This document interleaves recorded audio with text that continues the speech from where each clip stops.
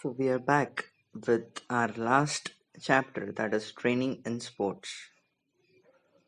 So here we are going to study about strength, in which we are going to study definition, types and methods of improving strength, isometric, isotonic and isokinetic.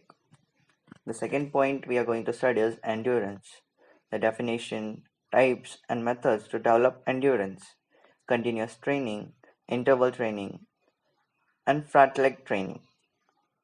Third point is speed, definition of speed, types and methods to develop speed, acceleration, run, and pace run. In flexibility, we are going to study its definition, types and methods to improve flexibility, and the last point is coordinative abilities, in which we are going to study definitions and types of coordinative abilities. The last point, circuit training, has been excluded for this year, so we are not going to study that. The first point in training in sports is strength. So, what is strength? Strength is the ability of the muscle to overcome resistance. It is an essential element or component of physical fitness. According to Baron, strength is the capacity of the whole body or of any of its part to exert force. Whereas Matthew says muscular strength is the force that a muscle or group of muscles can exert against a resistance in one maximum effort. Strength can also be defined as the amount of force a muscle or muscle groups can exert. Strength of the body can be measured in pounds or dynes. A certain level of strength is essential for a common man, whereas for a sportsman it is the most essential component. So we are going to study different types of strengths. There are two types of strength: dynamic strength and static strength. So the first is dynamic strength. Dynamic strength can be called isotonic strength because it is related to the movements. In pull-ups and push-ups, we require dynamic strength. While performing such workout, there is a tendency in the dynamic strength, and as a result, after some time, muscles refuse to do work. At this juncture, an individual is not able to do even one extra pull-ups or push-ups. Movements are clearly visible when someone uses dynamic strength. In each sports movement, strength appears in different forms. Generally, dynamic strength can be divided into three parts: maximum strength, explosive strength, and strength endurance. Dynamic strength, the first point in dynamic strength is maximum strength. It is the ability to work against maximum resistance.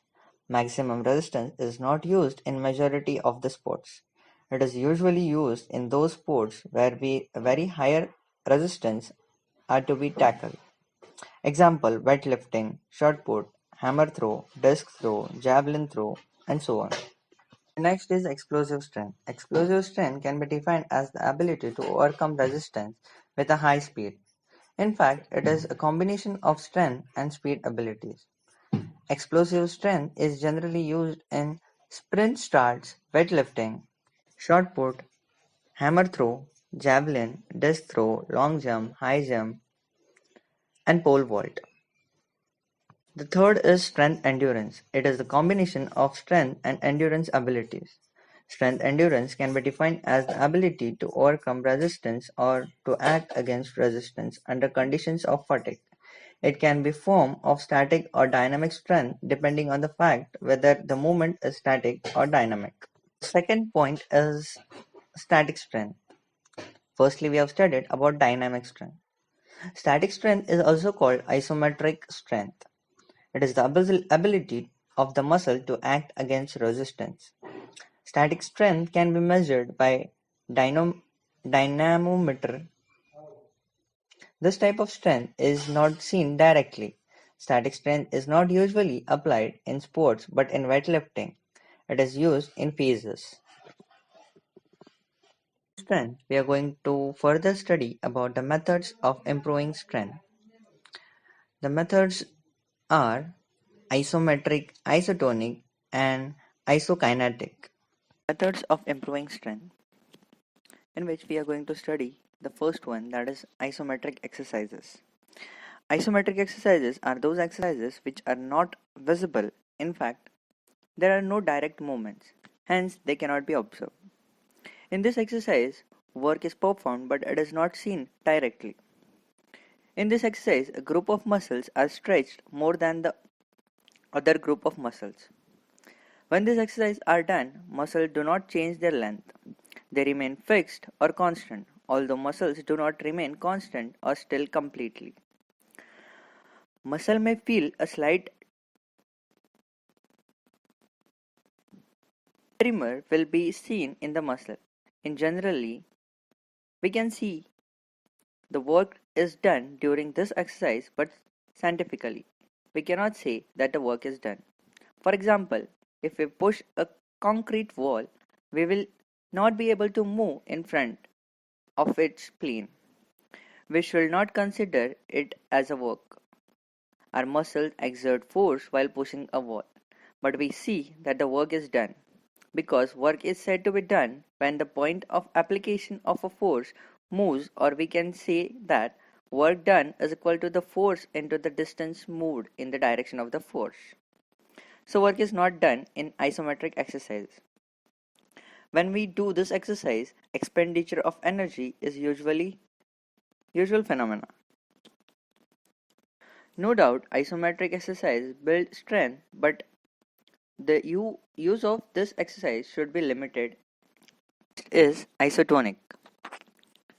Isotonic exercises are those exercises in which movements can be seen directly.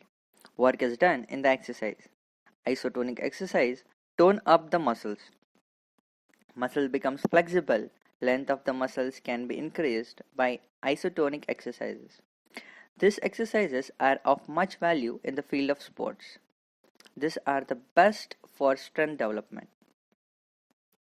This exercise can be done with or without technical equipment.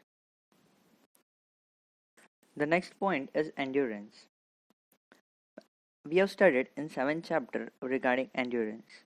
The definition: endurance is the ability to sustain an activity. Barrow defined endurance as the result of physiologic capacity of the individual to sustain movement over a period of time. Now we'll study about the types of endurance. The types of endurance can be studied under the concepts of the nature of the activity. According to the nature of activity, endurance is further classified into three types. Basic endurance, in which basic endurance is also called as aerobic endurance because it depends mainly on aerobic endurance. In fact, basic endurance is the ability to perform movements in which large number of body muscles are involved, and the activity of movement is performed at a slow pace for a long duration, such as jogging, walking, slow running, and swimming. Next is general endurance. General endurance is the ability to resist fatigue satisfactorily, caused by different types of activities. These activities may be aerobic or anaerobic in nature. These activities may be low or high intensity but for a longer duration. In other words, it can be said that general endurance enables a sports person to perform different types of activities for a long duration without getting tired. And the last one is specific endurance. Specific endurance is the ability to resist fatigue caused by a sports. The specific endurance is also different respectively. For example, a specific endurance of a wrestler is to combat effectively in 3 rounds or 6 minutes, whereas it is 4 rounds for a boxer. The next point is types of endurance according to the duration of activity. Firstly, we have studied the three types according to the nature of the activity. Now we are going to study about according to the duration of the activity. So, in which first is speed endurance, second is short term endurance, third is middle term endurance, and the last is long term endurance. So, what is speed endurance? Speed endurance is the ability to resist fatigue in activities lasting up to 45 seconds. The event of 400-meter sprint is most suitable example of speed endurance. Now short-term endurance. Short-term endurance is needed to resist fatigue in sports activity lasting for about 45 seconds to 2 minutes. This endurance also depends upon a large extent on strength endurance and speed endurance. The endurance needed for 800 meters race is most suitable example for short-term endurance. The third one is middle term endurance. Middle term endurance is needed for a sport with a sports activity which lasts for 2 minutes to 11 minutes. It also depends upon the strength endurance and speed endurance to build a limited degree. So what is the example of middle term endurance? 500-meter race. That is the excellent example for middle term endurance. The last one is long term endurance. Long term endurance is needed in such sport activities which last for more than 11 minutes. So the example is 5,000 meters to 10,000 meters cross country and marathon races. The next point is methods to develop endurance,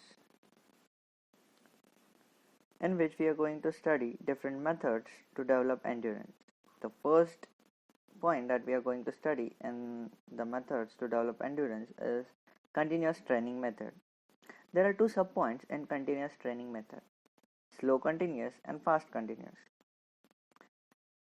In develop endurance, we are going to study the second point as interval training method, and the last one is Prattlick training method. The second one is interval training method. It is the training of heart through endurance training. If you run, your heart beats at a faster rate. Bikila, the famous athlete coach of Finland, introduced the training method in 1920. He stressed on the importance of rhythm between work and rest in the method and called it terrace training. He was the greatest coach and athlete of his time. He used to run 400 meters 10 to 20 times daily instead of running 10 to 20 miles daily. Jetopak also used the same pattern to run 400 meters 60 times daily. Then this training method became the interval training method. In fact, this training method is based on the effort and recovery principle. During interval training, recovery period is given to the athlete after each speedy workout. A recovery period can be adjusted according to the efficiency of the athlete. The load can be increased by reducing the recovery period or by increasing the workout. For an athlete for a 400-meter race, the following examples can be applied for his training. That is 400-meter race with 80% speed, while walking or jogging until his heart rate comes down to 120 to 140 approximately. And the third he can do is 400 meters race with 80% of speed. The repetition depends upon the experience of capability of an athlete. A recovery period and workout can be adjusted according to the level of an athlete. Third is Pratt-like training method. Pratt-like training method is used for developing endurance. Holmer developed Pratt-like training in 1937. The word Pratt-like is a Swedish word which means speedy play. It is such a training method that blends continuously training with an interval training. The training method lays emphasis on both aerobic and anaerobic system. In this method, pace or speed is not pre-planned, and thus it is left to the discretion of an individual. Self-discipline plays a vital role in Pratt-like training method. The rate of heartbeat ranges between 140 and 180 per minute. The duration of training depends upon the experience of the athlete, but most probably it lasts a minimum of 45 minutes. The training method is usually linked with running but can compromise with any type of exercise. For performing the training, proper warm-up should be done at the beginning and appropriate cooling down at the end of the training to improve the performance and to reduce the chances of an injury. Now we'll study certain advantages and disadvantages of the various training methods. Firstly, we'll see about the continuous training method. The advantages of continuous training method are it increases glycogen in muscles and livers. It increases the number and size of mitochondria. It also increases the efficiency of heart and lungs. Intensity can also be increased for the better results. Secondly, the interval training method. The advantages of interval training method are more workout can be performed in a shorter duration, whereas more beneficial for respiratory and circulatory system. The progress of athletes can be measured easily in interval training method. Athletes achieve high peak performance in the shorter period of time. So this is the benefits of interval training method. Whereas there are some disadvantages too. More chances of injuries are there in interval training. Regular training can lead to heart diseases, that is cardiac problems. Whereas top performance comes before competition. So these are the few disadvantages of interval training method. Whereas frat-like training method, it improves cardiovascular endurance. The best point is of frat-like training method is good for aerobic and anaerobic fitness. It makes body versatile. The number of athletes can take part in this simultaneously. This is the plus point of frat-like training method.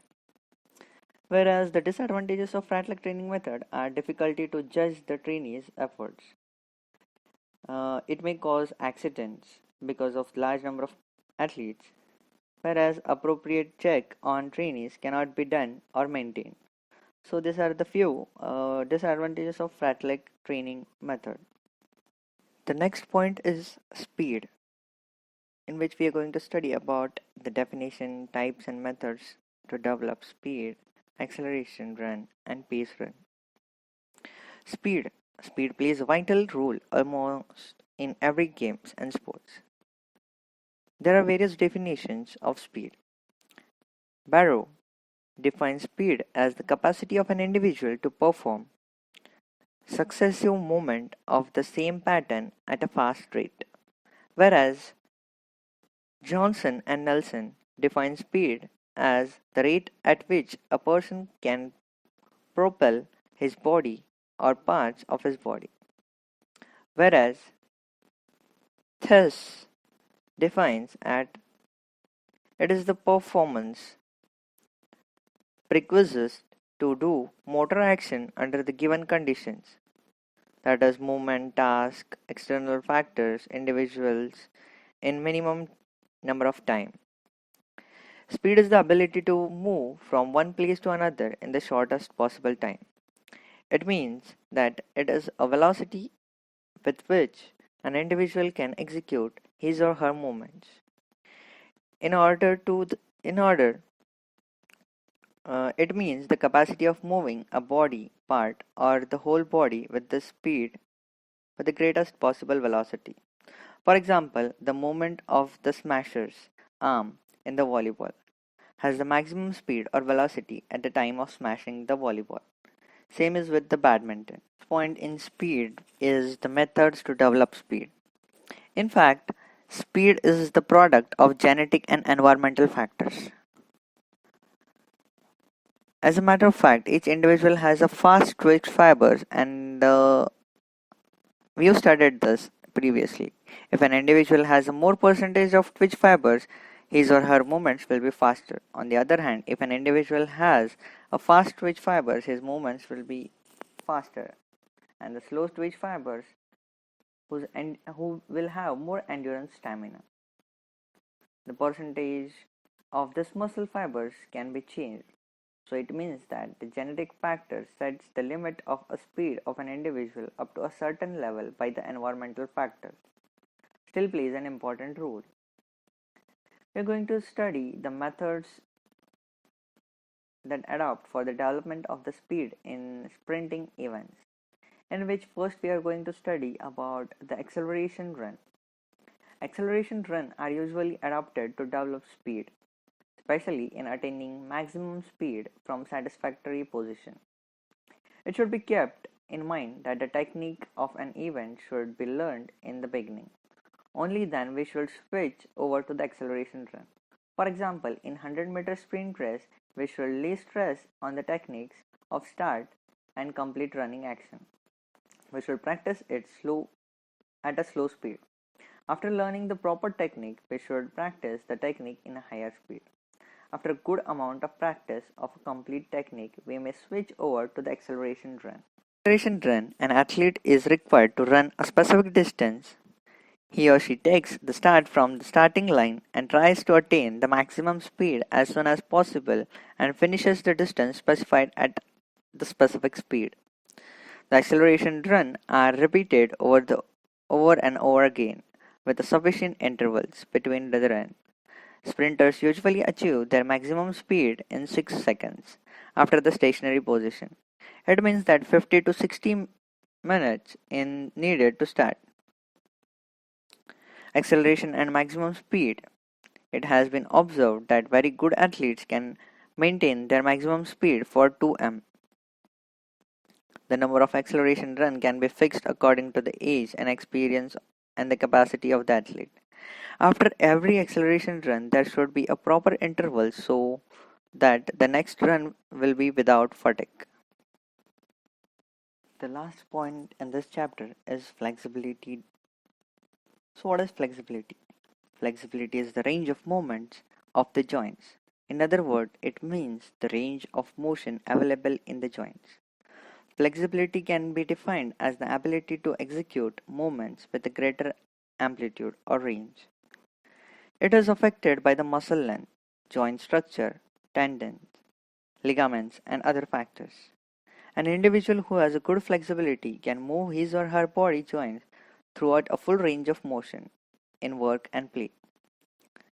The athlete can perform a daily routine workouts very smoothly and efficiently.